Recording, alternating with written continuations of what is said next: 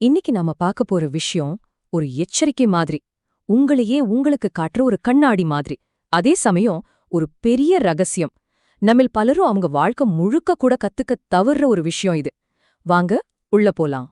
இந்த கேள்விய நீங்களே உங்ககிட்ட கேட்டுக்கணும். என்ன சொல்லுங்க, நீங்க ரொம்ப அதிகமா ஷேர் பண்றீங்களா? இப்போ இருக்கிற இந்த உலகத்துல எல்லாருமே எதையாவது பேசணும், எதையாவது போஸ்ட் பண்ணணும்னு ஒரு அவசரத்துல இருக்காங்க. ஆனா ஒரு நிமிஷம் நின்னு யோசிங்க, நாம யார்கிட்ட இதெல்லாம் சொல்லிட்டு இருக்கோம்? உண்மையிலே நம்ம மேல அக்கறை இல்லாதவங்க கிட்ட, இல்லனா நாம தோக்கணும்னு நினைக்கிறவங்க கிட்ட தான். பாத்தீங்களா இந்த வரிய? இன்னைக்கு நாம பேச போற ஒரு பெரிய பிரச்சனைக்கு இதுதான் ஆணிவேர். கொஞ்சம் யோசிச்சு பாருங்க, நாம ஏன் எப்பவுமே ஒரே இடத்துல லாக் ஆகி நிக்கிற மாதிரி ஃபீல் பண்றோம்? ஏன் நமக்கு சப்போர்ட்டே கிடைக்க மாட்டேங்குது? ஏன் ஒரு விஷயத்த ஸ்டார்ட் பண்றதுக்கு முன்னாடியே அது முடிஞ்சு போகுது? சரிவாங்க, முதல் பகுதிக்குள்ள போகலாம். அதிகமா ஷேர் பண்றதுங்கிறது சும்மா ஒரு கெட்ட பழக்கம் மட்டும் கிடையாது. அது உங்களையே பலவீனப்படுத்துற ஒரு விஷயம். நீங்க ஒரு விஷயத்த முன்கூட்டியே சொல்லும்போது, நீங்களே சந்தேகத்துக்கும் நெகட்டிவ் எண்ணங்களுக்கும் வான்னு கூப்பிடுற மாதிரி. உங்க சக்தியை நீங்களே ட்ரெயின் பண்றீங்க. இதுல ஒரு இன்ட்ரெஸ்டிங்கான ஆனா கொஞ்சம் ஆச்சரியமான விஷயம் இருக்கு. நம்ம என்ன நினைக்கிறோம், ஆஹா ஷேர் பண்ண நல்ல சப்போர்ட் கிடைக்கும்னு. ஆனா உண்மை என்ன தெரியுமா? அது உங்க ஃபோக்கஸையும் மோட்டிவேஷனையும் காலி பண்ணிடும். ஒரு கோலை பத்தி நீங்க பேசும்போதே உங்க மூளை பரவாயில்ல இந்த வேலையை முடிச்சிட்டோம்னு ஒரு ஃபேக் திருப்தியை கொடுத்துடும். இது ரொம்பவே ஆபத்தான ஒரு மைண்ட் செட், பாத்துக்கோங்க.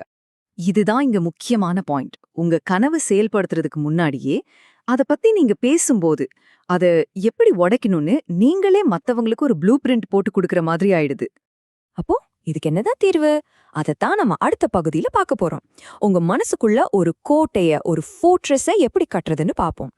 மௌனம், சைலன்ஸ், அது எப்படி உங்க மன வலிமையையும் ஃபோக்கஸையும் அதிகமாக்குதுன்னு தெரிஞ்சுக்கலாம் வாங்க. பாருங்க, இந்த 3 ஸ்டெப்ஸும் ரொம்ப சிம்பிள், ஆனா நம்ப முடியாத அளவுக்கு சக்தி வாய்ந்தது. ஃபர்ஸ்ட், பேசுறத நிறுத்துங்க. செகண்ட், மத்தவங்களுக்கு எக்ஸ்பிளனேஷன் கொடுக்கறத நிறுத்துங்க. அப்போதான் நீங்க உண்மையாவே செயல்பட ஆரம்பிப்பீங்க. உங்க மொத்த எனர்ஜியும் பேச்சிலிருந்து செயலுக்கு மாறும். உங்க கோல் யாருக்குமே தெரியாத போது அங்க நீங்க உங்களுக்கு எதிராளி நீங்க மட்டும்தான். இந்த வரி எவ்ளோ அழகா சொல்லுது பாத்தீங்களா? அப்போ கைத்தட்டல் இல்ல, விமர்சனம் இல்ல, வேற என்ன சத்தமும் இல்ல, பியோரான உழைப்பு மட்டும்தான். வெளியிலிருந்து சத்தம் வராதப்போ உங்க உள்ள இருக்கிற சக்தி அதிகமாகும். இப்போ ஒரு சின்ன கம்பேரிசன் பார்க்கலாம். நம்மள நிறைய பேர் இப்படிதான்.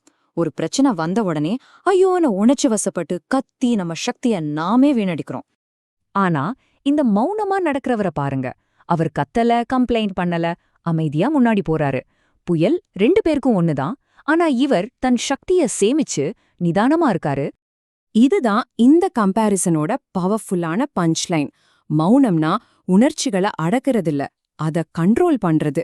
இந்த செல்ஃப் கண்ட்ரோல் தான் உங்கள மனதளவுல யாராலையும் உடைக்க முடியாத ஒரு சக்தியா மாத்துது. இமோஷனல் மெச்சூரிட்டினா இதுதான். உங்களுக்கு கோபம் வரும், ஆனா பேசாம இருப்பீங்க. வலி இருக்கும், ஆனா கம்ப்ளைண்ட் பண்ண மாட்டீங்க. நீங்க இப்படி செய்யற ஒவ்வொரு தடவையும் உங்க மனசு இன்னும் இன்னும் வலிமையாகுது. வாங்க அடுத்த செக்ஷனுக்கு போகலாம். மௌனங்கிறது உங்க மன வலிமையை மட்டும் டெவலப் பண்ணாது. அது எப்படி உங்க கோல்ஸையும் ரிலேஷன்ஷிப்ஸையும் வெளியிருந்து வர தாக்குதல்கள்ல இருந்து பாதுகாக்குதுன்னு பார்க்கலாம். இந்த விதை உவமைய பாருங்க. உங்க கனவும் ஒரு சின்ன விதை மாதிரி தான். ஆரம்பத்துல ரொம்ப பலவீனமா இருக்கும். அதை எல்லார்கிட்டயும் காட்டி சந்தேகத்துக்கும் விமர்சனத்துக்கும் உள்ளாக்கினா அந்த விதை முளைக்கிறதுக்கு முன்னாடியே செத்துடும்.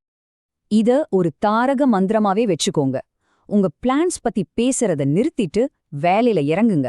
உங்க வெற்றி தானா பேசும். மக்கள் அத பாப்பாங்க, ஃபீல் பண்ணுவாங்க, மதிப்பும் கொடுப்பாங்க. இதே விஷயம் நம்ம ரிலேஷன்ஷிப்ஸ்க்கும் பொருந்தும். நம்ம காதலையோ நட்பையோ சோஷியல் மீடியால ஒரு ஷோகேஸ் பொருளா மாத்தாதீங்க.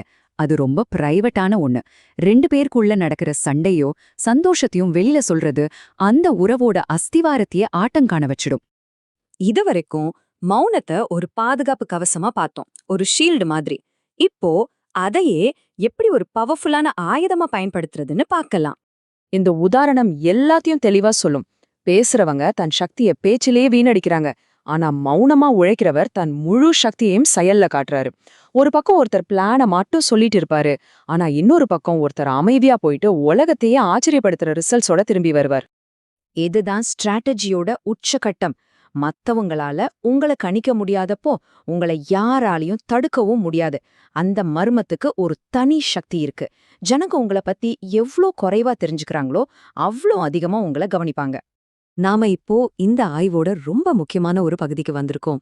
இந்த 5 விஷயங்களையும் எப்பவுமே ரகசியமா வச்சுக்கோங்க. ஃபர்ஸ்ட், உங்க அடுத்த பெரிய மூவ். செகண்ட், உங்க வருமானம், உங்க ஃபினான்ஸ். தேர்ட், உங்க மனசுல இருக்கிற ஆழமான வலி. ஃபோர்த், உங்க லவ் லைஃப். அண்ட் ஃபைனலி, உங்க குடும்ப பிரச்சனைகள். இந்த 5ஐயும் பாதுகாக்க மௌனம் ரொம்ப அவசியம். சோ நாம இப்போ ஒரு முடிவுக்கு வரோம். சத்தம் போடுற இந்த உலகத்துல உங்க முன்னாடி ஒரு சாய்ஸ் இருக்கு. சத்தமா இருந்து பலவீனமா இருக்கலாம், இல்லனா மௌனமா இருந்து சக்தி வாய்ந்தவரா இருக்கலாம். புத்திசாலிங்க எப்பவுமே கைத்தட்டல தேட மாட்டாங்க. அவங்க அமைதியா உருவாக்குவாங்க, வளருவாங்க, அப்புறம் இந்த உலகமே புறக்கணிக்க முடியாத ஒரு சக்தியோட திரும்பி வருவாங்க. ஒரு நாள் நீங்க திரும்பி வரும்போது மக்கள் ஆச்சரியப்படுவாங்க. நீங்க பட்டுக்கிட்ட அந்த மௌனமான கஷ்டம் அவங்களுக்கு புரியாது. ஆனா உங்க வெற்றியும் உங்க சக்தியும் அது அவங்களுக்கு நல்லாவே புரியும். அதுக்கு மதிப்பு கொடுப்பாங்க. அப்ப அவங்க கேக்குற அந்த கேள்விக்கு உங்க ஒரே பதில் இதுவாதான் இருக்கும். நான் அமைதியா இருந்தேன், என் வேலைய செஞ்சேன்.